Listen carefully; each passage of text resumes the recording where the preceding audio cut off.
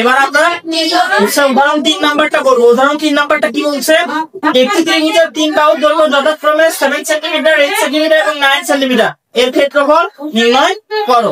এবার আমাদের কি বলছে, 3 বাহুর দৈর্ঘ্য দেওয়া আছে। কি বাহুর দৈর্ঘ্য দেওয়া আছে? 3 বাহুর দৈর্ঘ্য দেওয়া আছে। 3 বাহুর দৈর্ঘ্য দেওয়া আছে কি নির্ণয় করতে হচ্ছে, ক্ষেত্রফল নির্ণয় করতে হচ্ছে। যেগুলো দেওয়া আছে সেগুলো আগে তুলবো। এখানে প্রথম বাহুর দৈর্ঘ্য,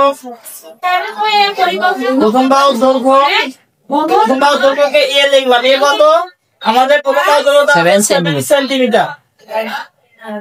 তারপরে কি বাহুর দৈর্ঘ্য? দ্বিতীয় বাহুর দৈর্ঘ্য, দ্বিতীয় বাহুর দৈর্ঘ্য ডি ইকুয়াল কত সেন্টিমিটার? 8 সেন্টিমিটার। তারপরে তৃতীয় বাহুর দৈর্ঘ্য, তৃতীয় বাহুর দৈর্ঘ্য, তৃতীয় দৈর্ঘ্য ইকুয়াল কি 9 সেন্টিমিটার। আমরা জানি যে তিনটা বাহুর দৈর্ঘ্য দেওয়া হলে ক্ষেত্রফলের সূত্রটা কি বলতো? √s * s - a * s - b * s - c √s - a s - b s - c। তার মানে আমাদের s লাগবে। s টা কি ছিল? ছিল অর্ধপরিসীমা। তাহলে s টাকে নির্ণয় করে নিব। অর্ধপরিসীমা, অর্ধপরিসীমা s ইকুয়াল, আমরা অর্ধপরিসীমা b + c / 2। তাহলে আমরা মান বসাই। এর মান কত বলো তো? 7 + 8 + 9 ডিভাইডেড 2। তাহলে আমরা একবারে যোগ করে ভাগ করব। 7 আর 8 15 15 আর 9 14। তাহলে 24 কে 2 দিয়ে ভাগ করলে কত? 12। তাহলে এর মান কত পাইলাম বলো তো? 12 সেমি। তাহলে আমরা পাইলাম 12 সেমি। কত সেমি পাইলাম? 12 সেমি। এবার আমরা সূত্র ফেলবো। আমরা জানি যেহেতু ক্ষেত্রফলের কি নির্ণয় করতে বলছে? ক্ষেত্রফল। তাহলে ক্ষেত্রফলের সূত্রটা ফেলবো। ক্ষেত্রফলের সূত্র কি? আমরা জানি ত্রিভুজের ক্ষেত্রফল,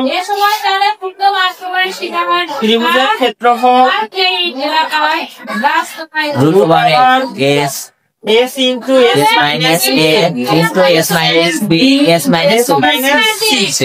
তাহলে আমাদের এটা সূত্র। তাহলে বর্গ একক, কি একক? বর্গ। এখানে যেহেতু সেমি দেওয়া আছে তাহলে কি লিখবো? বর্গ সেমি। তাহলে আমরা √s এর জায়গায় s এর মান বসাবো। s এর মান কত পাইছি? 12 মাইনাস, খালি মান বসান। 12 মাইনাস a এর মান কত? 7। তারপরে 12 মাইনাস 8, 12 মাইনাস কত? 9। তাহলে √√, লিখবো লিখবো 12 ইনটু, তাহলে এখানে কিছু না, মানে কি আছে? ইনটু বা গুণ।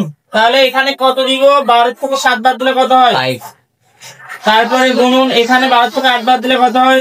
4। গুণন, এখানে 12 থেকে 9 বাদ দিলে 3। তাহলে আমাদের বর্গ সেমি। তাহলে এগুলো ক্যালকুলেশন করবো। 7 গুণ করবো। 7 গুণ করলে কত হয়? 720 বর্গ সেমি। তাহলে আমাদের এরকম করলে কত হবে? 26.83। 26.83 আমরা বর্গ সেমি। আমাদের দশমিকের মান কিসে লিখবো? তাহলে এই অধ্যায়ে, মানে এই অনুশীলনীতে যে গণিতগুলো আছে, যে ত্রিভুজের সূত্র আমরা বিভিন্ন ধরনের শিখছি, সেগুলো মনে রাখলে আমাদের অঙ্কগুলো কি হয়ে যাবে।